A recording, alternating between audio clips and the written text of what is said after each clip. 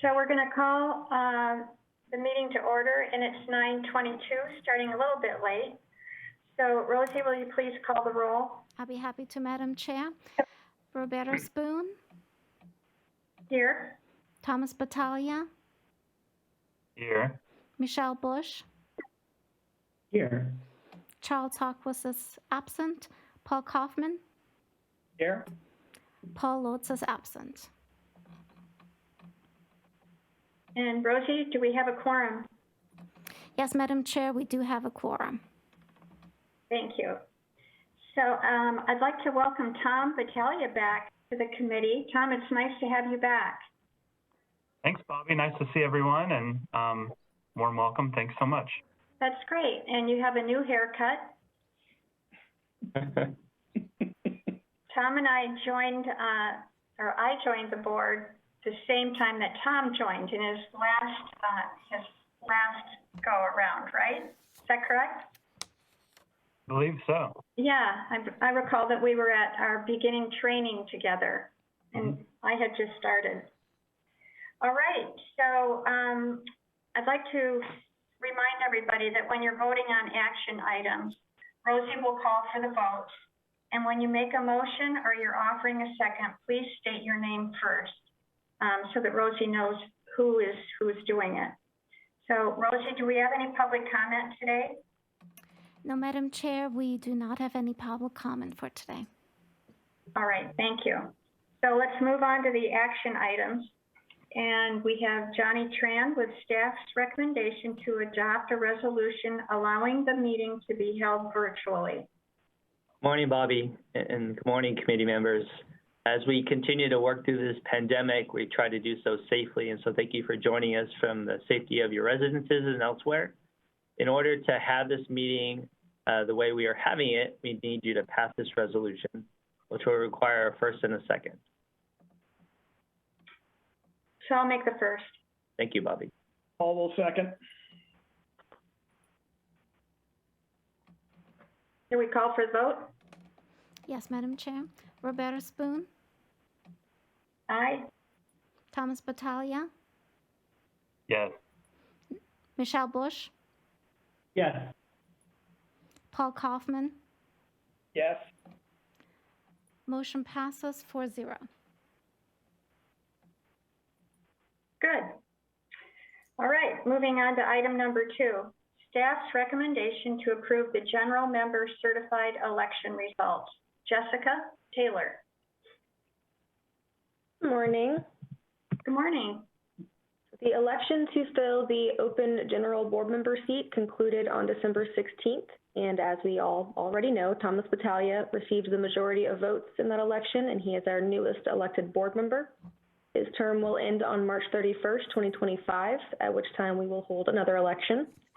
Per our board policy, the certified election results must be approved by the board. All right. So do we need a first for that? Yes, ma'am. Okay, I'll first. I'll second. Call for the vote? Roberta Spoon. Yes. Thomas Battaglia. I'll be abstaining due to the results regarding myself. Michelle Bush. Yes. Paul Kaufman. Yes. Motion passes 3-0. All right. So for number 3, Greg, is it true that we're not having anyone introduce that? Correct. Staff have not planned any comments, but if the board has any, or the committee has any questions, staff would be glad to answer them. Are there any questions from the board? Nope. I assume that these recommendations and the changes are not substantive in any way. Is that correct? That's correct. It's stated in my memo. I've highlighted important things. Right, yes. All right, so shall we call for the vote? Or I'm sorry, do we need a first? I'll give the first. I'll give the second, Paul.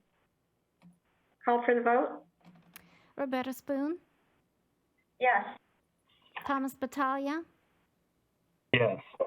Michelle Bush, Yes. Paul Kaufman. Yes. Motion passes 4-0. Great. Moving right along. I'm going to beat Tanasi's record here. So moving to the information items. Greg, deferred retirement option plan interest rate review. Thank you, Bobby. At the request of Lou Maggi, the board directed staff at their November 5th, 2021 meeting to review the deferred retirement option plan interest rates used in administering the drop accounts. DROP being the commonly used acronym for that very long program name. Specifically, we're looking at the investment market indices used in determining the drop interest rates if they remain appropriate today. So bottom line, I believe the genesis of this request comes from the drop account interest rates being calculated at 0.8% for calendar year 22, following SDCERS portfolios, one of our greatest year annual returns at 24.9% as of June 30th, 2021. So the key review team members included SDCERS Chief Executive Officer, our Chief Investment Officer, our Controller, our General Counsel, SDCERS Investment Consultant, and SDCERS Plan Actuary, and SDCERS Fiduciary Counsel. Which reminds me, Johnny, did you want to say anything about conflicts of interest at this point? Thank you. Thank you for reminding me, actually. So as you know, staff and board need to avoid conflicts of interest. And one of those interests at issue today is DROP. And those of the can partake in the program. The general law is if you are involved in a benefit that affects everyone equally, then you have no conflict of interest. And so what we're talking about is drop interest for everyone. And so none of you really have a true conflict of interest. With that said, we have asked Marcel Rossman to not participate in this because she is in a unique situation in that she is eligible to enter drop but hasn't done so yet. So her timing is such unique that it could give the appearance of a conflict, and she has respectfully stepped down from that. So thank you so much for doing that. Thank you, Johnny. And I know Marcel loves projects like this, and it was very hard for her not to participate. And I really wanted to commend Marcel for actually raising the issue of the appearance of a conflict. And thank you, Marcel. I appreciate your integrity. So the bottom line results of the review is that our current methodology to calculate the drop investments rates remains reasonable, and the investment market indices remain appropriate. Currently, the investment market indices are the U.S. Treasury and the high-quality corporate bonds primarily. And these indices are considered lower risk with lower volatility. In the SDCERS portfolio, we term these types of investments as risk mitigating.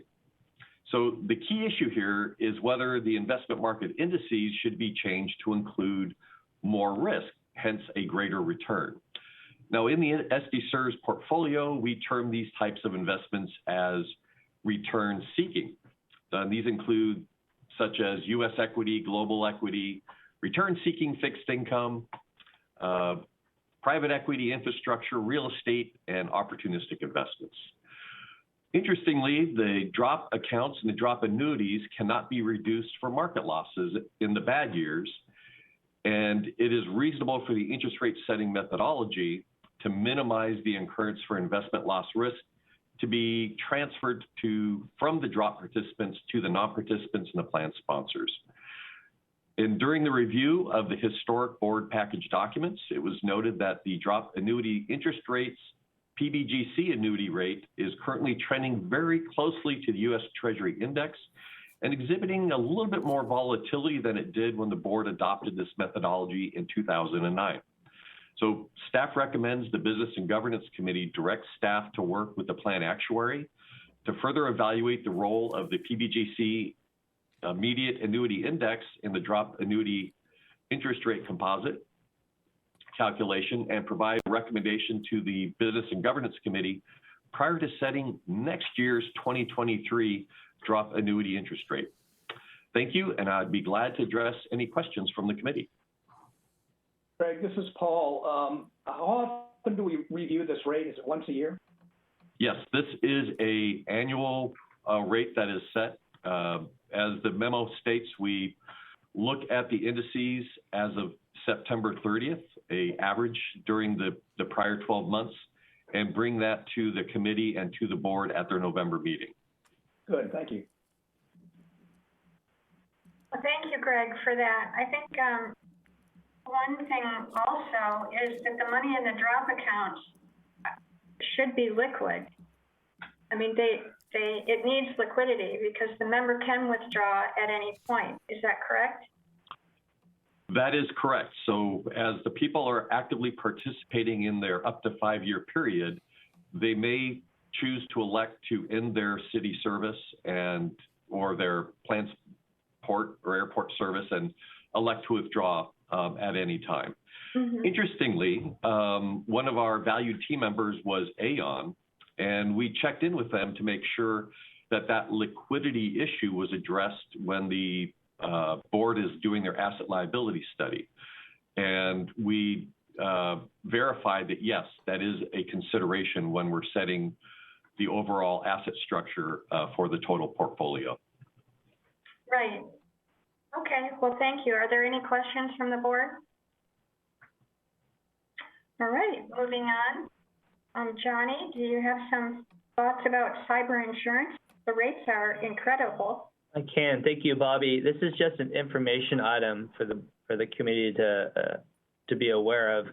Just like you said, because of the rise in claims, most cyber insurance carriers are not interested in offering insurance to SDCERS, and that's despite any claim record that we have or any lack of breach that we've had, really. So at this time, SDCERS does not have cyber insurance. We did receive a few offers, as noted in my memo, but those offers are nearly 20 times as high as our past coverage and for less than half of the insurance. So due to these poor terms, staff does not believe this is really a prudent cost mitigation tool. Notwithstanding that, my team and I continue to look. We continue to work with brokers to find more viable insurance, and to the extent we find something, we will get back to the board about that. In the meantime, staff has been working with the IT division as well as our outside breach counsel to make sure that we have all the tools in place in case we do have a breach, and that everyone has the resources to handle that as best we can. So we continue to reach out to vendors who are experts in things like ransomware to make sure we have those connections in case something should happen. Any questions from the committee? I have no questions. I was surprised at the rates. Me too. They're outrageous, just outrageous. Right. Yeah, we found out about 7 days before our policy ended that our current carrier was not interested in representing in renewing, and that the whole market had turned against municipal entities. Amazing. All right, let's move on to the report. Member services, Cynthia. Happy New Year. It's nice to see everyone, and welcome back, Tom. You read in the Benefits Administration report that one of our big winter projects is helping the 3,000 city retirees who are reimbursed for Medicare Part B premiums, and this year's premiums increased substantially by about 14%. So to help members understand what they need to do to get their reimbursements, we send them a comprehensive letter, we post detailed information on our homepage, and our call center introductory message also has this information. So of the nearly 4,000 phone calls that we have received from November 1st through yesterday, about 15% of them were related to health.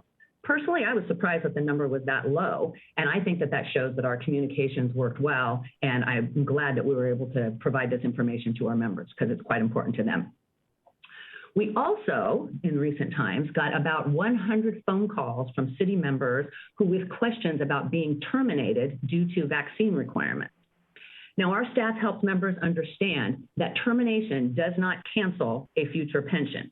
What we did was advise them on whether they had yet become eligible for a future pension or whatever else might be their situation and what they needed to do. Just want to reassure people, make sure they have the facts.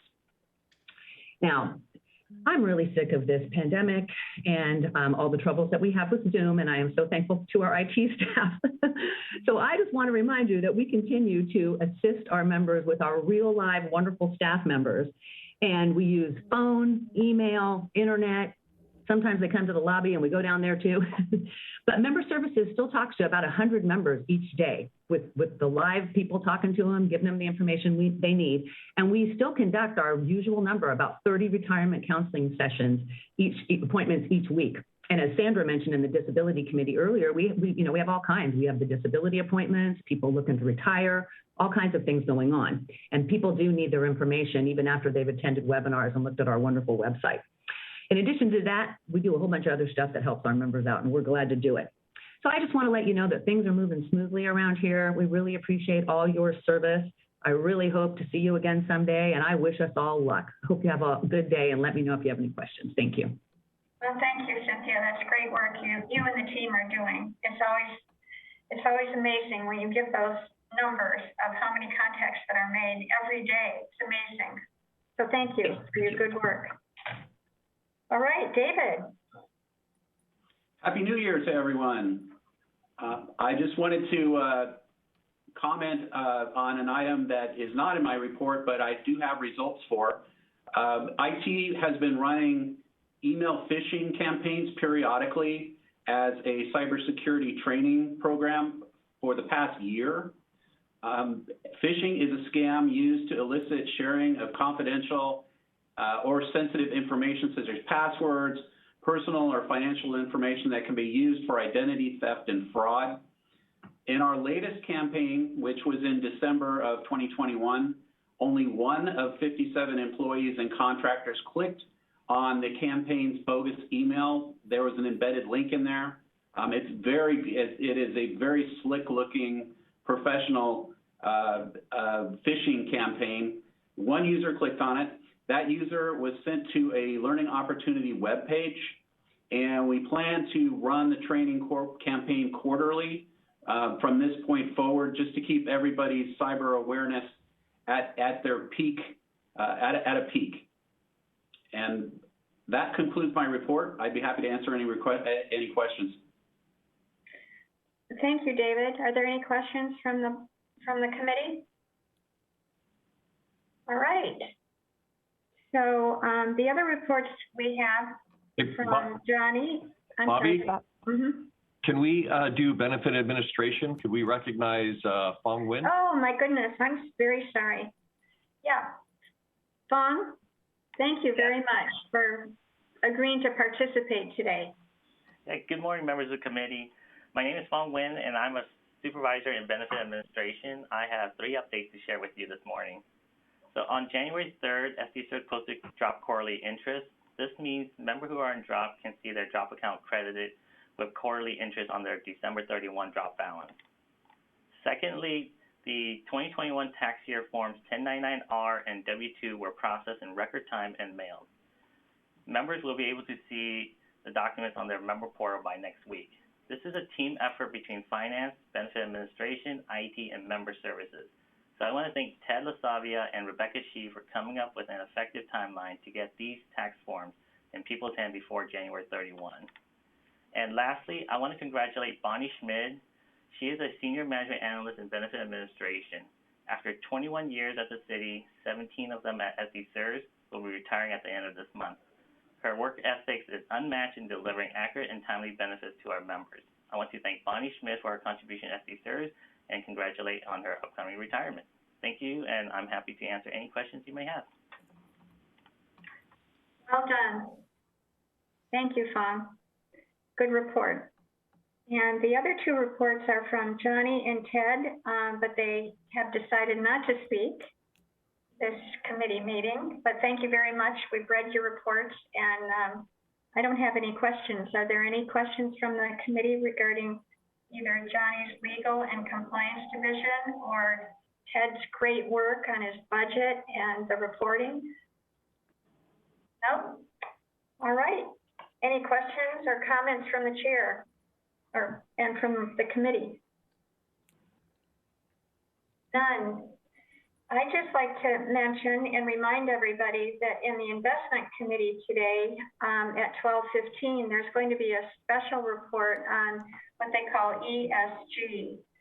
That's environment, social, and governance. And it's a method of taking into account all of those issues in investing. And in reading the materials, I think it's going to be a very interesting report. And I think it's something that we all need to be aware of because the regulations are coming. And it appears, I was very, very impressed with the reports that are there. So that will be at 12:15 this afternoon. And Demetrius had sent an email with the link for us. We will not sign in as a participant, but sign in as a guest. So with that, I believe there's no closed session report today, right, Greg? Correct. Johnny? All right, then with that, I'm going to adjourn the meeting. 9:43.